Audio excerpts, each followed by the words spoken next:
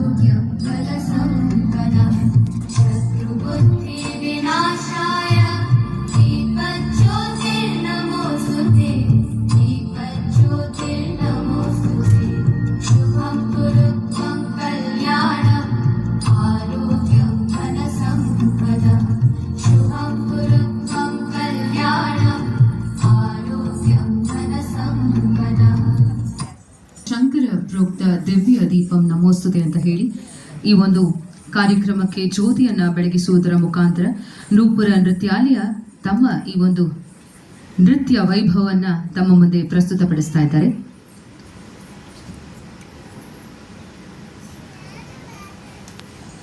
ನೃತ್ಯ ಬಂದ ಮಲ್ಲರಿ, ರಾಗ ಗಂಭೀರ ನಾಟಿ, ತಾಳ ಆದಿ. ಇದರಲ್ಲಿ ಲಿಶಿತಾ ಎಂ ಗೌಡ, ಮಾನ್ಯ, ಆರುಷಿ, ಸಹನಾ, ಡಿಂಪಲ್ ಆದ್ಯ, ತೇಜಸ್ವಿನಿ ಎನ್. ಡಿಂಪಲ್ ಆದ್ಯ, ತೇಜಸ್ವಿನಿ ಎನ್. ದಯಮಾಡಿ ಇಷ್ಟು ಪುಟಾಣಿಗಳು ವೇದಿಕೆ ಮೇಲೆ ಬರಬೇಕಾಗಿ ನಾನು ಕೇಳ್ಕೊತಾ ಇದ್ದೀನಿ. ನಿಮ್ಮ ಕರತಾಳಗಳಿಂದ ಅವರನ್ನ ಈ ಒಂದು ವೇದಿಕೆ ಮೇಲೆ ಸ್ವಾಗತವನ್ನ ಕೊಡೋದಾಗಿರಬಹುದು. ಹಾಗೆ ನಿರ್ಗಮಿಸುವಾಗ ನಿಮ್ಮ ಚಪ್ಪಾಳೆ ಬಹಳ ಅತ್ಯವಶ್ಯಕವಾಗಿದೆ.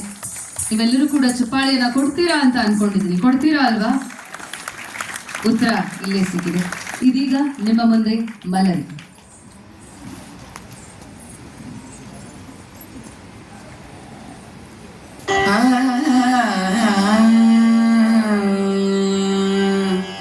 ತಾರಿತ ಜಂ ತಜಂ ತರಿತಾ ತದಿಮಿತ ಕತ ಕತ ತದಿಗಿಣ ತೊಂತಾರಿತ ಜಂ ತಜಂ ತರಿತಾ ತದಿಮಿತ ಸಿದ ಕತ ಕತ ತದಿಗಿಣ ತೊಂತಾರಿತ ಜಂ ತಜಂ ತರಿತಾ